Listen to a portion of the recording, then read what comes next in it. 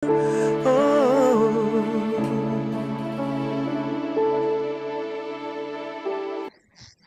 kasih kepadamu Tuhan, hadirat-Mu, lawatan-Mu kami rasakan. Kami sangat bersuka cita setiap kali kami harus beribadah, setiap kali kami bertemu dengan Engkau. Ada tersuka cita, ada pengucapan syukur keluar dari hati kami, meluap dari roh kami. Karena Engkau adalah Allah yang dahsyat, Allah yang mengasihi kami, yang sudah memberkati hidup kami. Ini waktunya kami mau mendengar firman Tuhan, singkapkan yang rahasia. Ajar kami, didik kami, sehingga kami semakin hari, semakin bijaksana. Tahu apa yang kami harus lakukan sehingga kami menjadi pelaku-pelaku firman. Terima kasih kepadamu Tuhan, terpujilah namamu. Di dalam nama Tuhan Yesus semua yang siap untuk mendengar firman Tuhan sama-sama katakan. Amin. Beri tepuk tangan untuk Tuhan Yesus. Silakan duduk kembali. Shalom semua. Luar biasa. Hari ini firman Tuhan tentang membangun kasih mesra dalam keluarga. Membangun kasih mesra di keluarga. Kita semuanya menikah karena punya sebuah tujuan di dalam pernikahan, ya kan? Kadang-kadang kita itu waktu ditanya tentang tujuan menikah apa? Untuk kemuliaan nama Tuhan, gitu ya kan? Itu jawaban yang sangat rohani, tapi abstrak. Kalau sesuatu yang abstrak, kita akhirnya susah menggambarkan. Kalau sudah susah menggambarkan, kita susah untuk mengerjakannya dan mencapainya. Karena abstrak, ya kan? Cita-citamu mau jadi apa? Jadi orang yang memuliakan Tuhan, loh kan susah gitu kan. Nanti maunya jadi apa? Jadi sekolahnya juga nggak tahu mau sekolah yang bagaimana karena abstrak. Itu sebabnya, sebentar ya ini kok mati-mati ya. Nggak tahu ini di settingnya kok jadi mati-mati. Oke. Tujuan dalam pernikahan, waktu kita jatuh cinta, ya kita itu kalau membuat tujuan itu yang mudah untuk dimengerti, realistis gitu ya kan. Apa sih pada waktu kita pertama kali jatuh cinta, yang kepingin menikah, itu pasti tujuan pernikahan itu adalah, tujuan menikah, pernikahan adalah untuk, selanjutnya ada ya kan, di bawahnya. Tujuan pernikahan adalah untuk hidup bersama orang yang kita cintai, bener kan? Untuk hidup bersama orang yang kita cintai dan membentuk keluarga yang bahagia dan melahirkan keturunan ilahi. Artinya melahirkan anak-anak yang nanti jadi anak-anak yang baik, anak-anak yang berhasil, bener? Nah, jadi tujuan pernikahan kita itu untuk berbahagia bersama dengan pasangan kita sampai tua, sampai Tuhan panggil kita, bener kan? Itu impian setiap orang. Makanya untuk berbahagia, untuk kita memiliki impian itu bisa tercapai, karena pernikahan itu yang kita mau bukan hanya awet. Oh, pernikahan kita awet, nggak ada perselingkuhan, nggak ada perceraian, tapi nggak bahagia. Lah buat apa? Karena pernikahan kita harus diisi dengan kebahagiaan dan keharmonisan. Nah, pernikahan itu harus dilandasi oleh cinta. Kita baca di dalam 1 Korintus 13 ayat 1 dikatakan begini. Kita baca sama-sama. 1, 2, 3. Sekalipun aku dapat berkata-kata dengan semua bahasa manusia dan bahasa malaikat, tetapi jika aku tidak mempunyai kasih, aku sama dengan gong yang berkumandang dan canang yang bergemerincing. Inti dari orang Kristen itu kan kasih. Makanya perjanjian lama dan perjanjian baru isinya semua tentang kasih. Taurat inti isinya adalah kasih. Makanya tidak boleh membunuh, harus menghormati orang tua, tidak boleh berbuat jahat kepada orang lain, ya kan? Karena semua isinya itu kasih. Sama dengan semua yang dikerjakan Yesus adalah kasih. Nah, sebelum ke sana, kita baca dulu di dalam 1 Korintus 13 ayat 4-7. Kasih itu gimana sih? 1, 2, 3. Kasih itu sabar, kasih itu murah hati, ia tidak cemburu, ia tidak memegahkan diri dan tidak sombong. Ia tidak melakukan yang tidak sopan dan tidak mencari keuntungan diri sendiri. Ia tidak pemarah dan tidak menyimpan kesalahan orang lain. Ia tidak bersukacita karena ketidakadilan, tetapi karena kebenaran. Ia menutupi segala sesuatu, percaya segala sesuatu, dan mengharapkan segala sesuatu, sabar menanggung segala sesuatu, kasih tidak berkesudahan.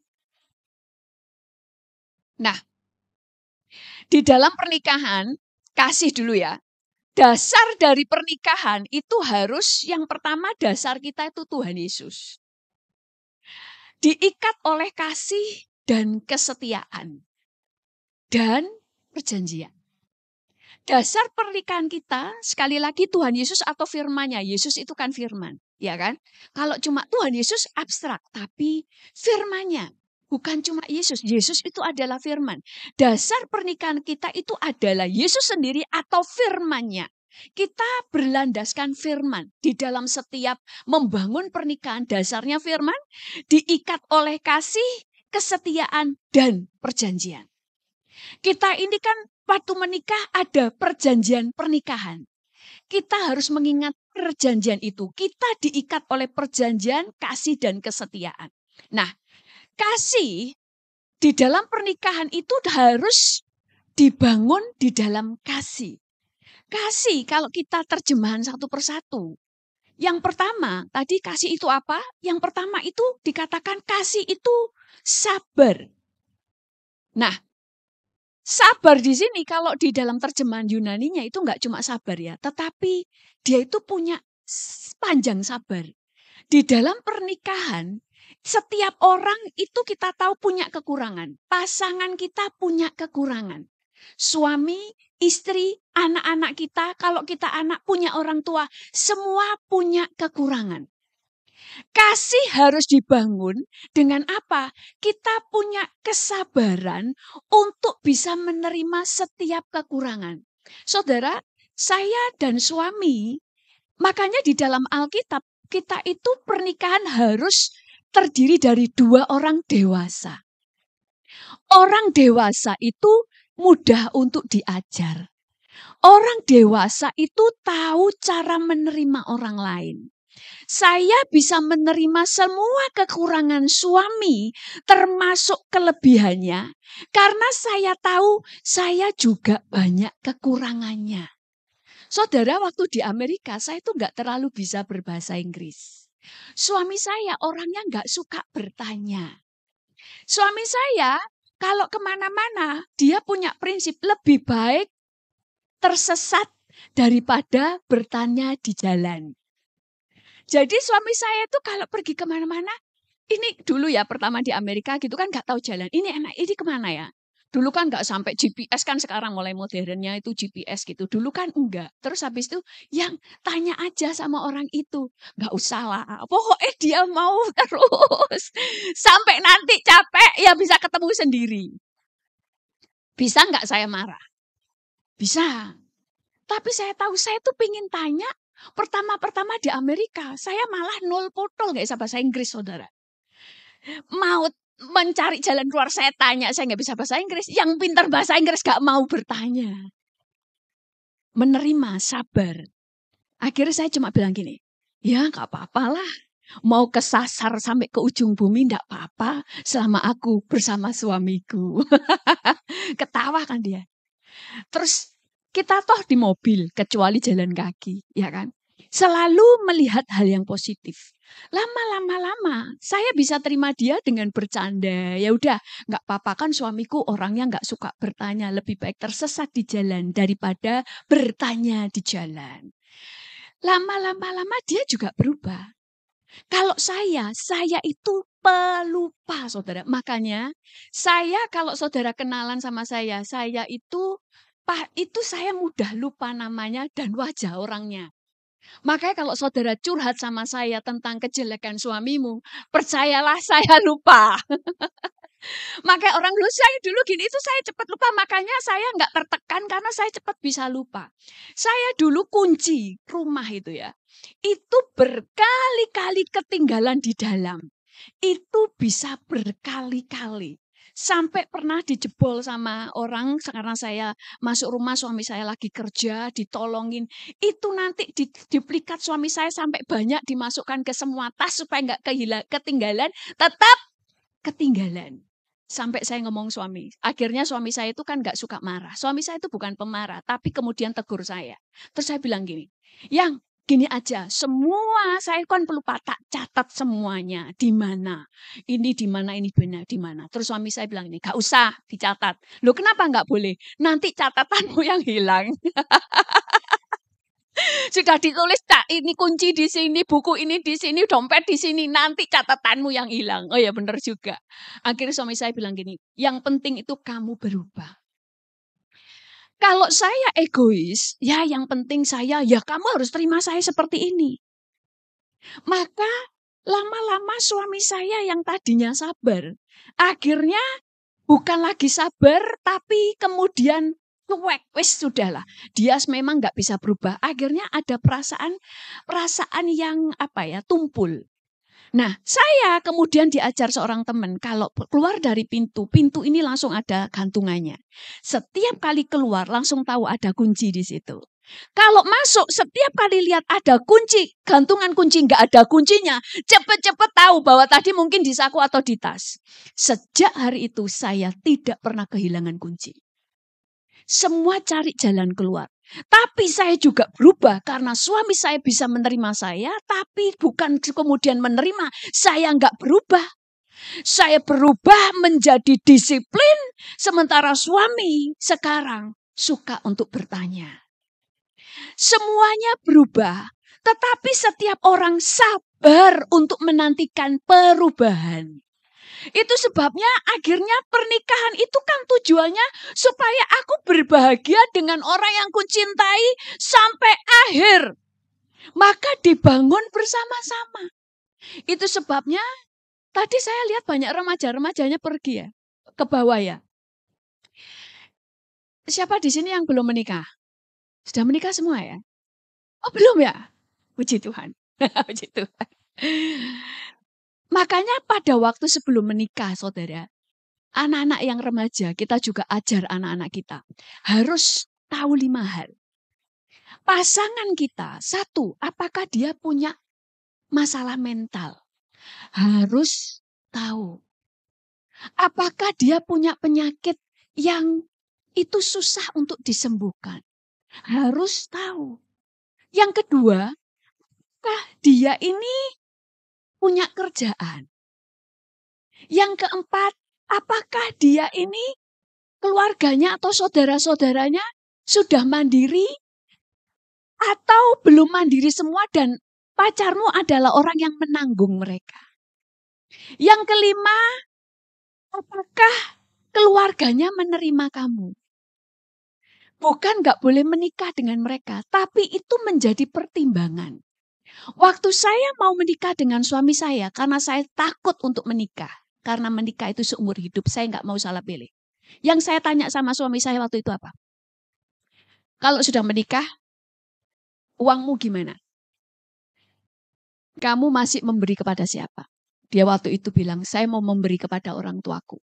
Oke, memberi ke orang tuamu berapa? Gajimu berapa? Memberi orang tuamu berapa? Dulu suami saya, ya saya memberikan kepada orang tuaku 80%. Terus saya bilang, bagus, kasih 80% untuk orang tuamu. Tapi aku nggak mau menikah sama kamu. Loh, kenapa? Loh, kamu menikah, kamu harus mencukupkan istri. Tapi aku nggak menghalangi kamu. Tapi kalau kamu belum siap, jangan menikah. Tapi aku juga tidak akan menunggu kamu sampai kamu siap. Keburu saya. Kenapa? Kenapa? Keburu hilang rasa. Nggak cuma hilang rasa, keburu expired. Saya nggak mau nunggu. Lebih baik saya lihat cari yang lain. Yang naksir saya ribuan kok. Weh. Tepuk tangan. Bercanda saudara. Nah, itu perlu ditanya. Terus akhirnya dia bilang, oh salah ya. Loh, Bukan salah. Tapi kalau kamu siap menikah, kamu siap untuk membiayai keluargamu. Karena nanti menikah saya punya anak. Terus habis itu, kamu tetap harus memberi orang tua. Kalau menikah, tetap memberi orang tua. Tapi bukan 80%. Itu sudah dibicarakan. Supaya saya tahu, saya harus nunggu dia atau tidak. Saya tidak mau menghabiskan waktu saya menunggu dia atau menikah lalu nanti tertekan seumur hidup. Karena menikah itu kita itu kan supaya berbahagia. Ekonomi kita lebih naik daripada masih single. Kebahagiaan kita lebih naik daripada waktu single. Makanya saya punya uang, dia punya uang seharusnya supaya lebih besar. Bukan malah kurang. Jadi itu hal-hal kecil yang harus diperhitungkan. Bahkan saya dulu bertanya, kalau saya nanti harus punya anak hamil, kamu pinginnya gimana? Kalau hamil harus nggak bekerja. Kalau saya nggak kerja, kamu siap gaji saya. Loh, sama istri kok digaji? Saya waktu itu mikirnya, kalau kemudian saya harus merawat anak, harus meninggalkan kerjaan, daripada gaji orang, supaya nanti anak kita malah nggak dipelihara dengan baik. Lebih baik kamu gaji saya pelihara anak kita. Sama aja kan? Sama. Jadi saya akan memelihara tanpa bersungut-sungut karena saya punya gaji. Dari awal dibicarakan dan suami saya setuju. Maka saya dulu waktu di dalam pernikahan, kemudian waktu saya hamil, saya mendapatkan gaji. Sehingga saya tidak perlu merasa sungkan ya minta uang karena saya nggak punya uang sama sekali. Tidak, saya punya jatah tersendiri. Selain daripada keuangan untuk keluarga, untuk makan, tetapi saya punya uang saku walaupun gak gede, gak sebesar kalau gaji orang. Saya lebih kecil, tapi saya punya pegangan. Sudah saya bicarakan dari awal. Sehingga waktu menikah, bahkan saya bilang dulu, jangan sampai saya menyesal menikah dengan kamu. Terus kita doa bareng dan kita benar-benar kemudian menikah. Dan saya tidak pernah menyesal. Saya menerima dia apa adanya, dia menerima apa adanya. Tapi dalam perjalanan hidup kita sama-sama terus bertumbuh. Semakin dewasa dan matang dalam karakter, dalam tanggung jawab, dalam cara pikir, dan dalam saling mengasihi. Tuhan, kami telah memilih pasangan kami. Kami memulai dengan cinta. Biarlah perjalanan hidup kami melimpah dengan cinta. Sehingga hidup kami berbahagia. Dan anak-anak kami melimpah dengan cinta. Karena melihat cinta dari kedua orang tuanya. Tuhan pulihkan hati kami. Sehingga kami tidak menjadi orang tua yang jahat. Tetapi orang tua yang bijak. Orang tua yang penuh kesabaran dan kasih mesra. Biarlah di rumah kami kasih melimpah. Saling mendukung. Saling memuji. Saling memberikan pembelaan. Sehingga rumah kami adalah tempat yang aman untuk pulang. Bagi suami, bagi istri kami, bagi anak-anak kami. Sehingga lewat keluarga kami lahir generasi-generasi ilahi. Anak-anak yang tahu mengasihi, tahu mencintai Tuhannya. Generasi yang sehat, yang tidak lahir, tidak bertumbuh dalam kepahitan. Tetapi dalam keadaan hati yang murni, hati yang sehat, iman yang bertumbuh, dan berjalan di dalam kebenaran. Kami bersyukur kepadamu Tuhan. Tuhan kau memberkati setiap keluarga-keluarga jemaat di tempat ini. Sehingga keluarga-keluarga ini menjadi keluarga yang harmonis dan berbahagia. Pernikahan-pernikahan mereka penuh dengan madu sampai engkau memanggil mereka. Sehingga Tuhan kasih itu terus ada sampai akhir. Terima kasih Tuhan di dalam nama Tuhan Yesus Kristus. Haleluya, semua yang percaya katakan. Dipuji, disembah, Kaulah yang bertata dulu, sekarang, dan selamanya. Raja atas segala raja, namamu besar.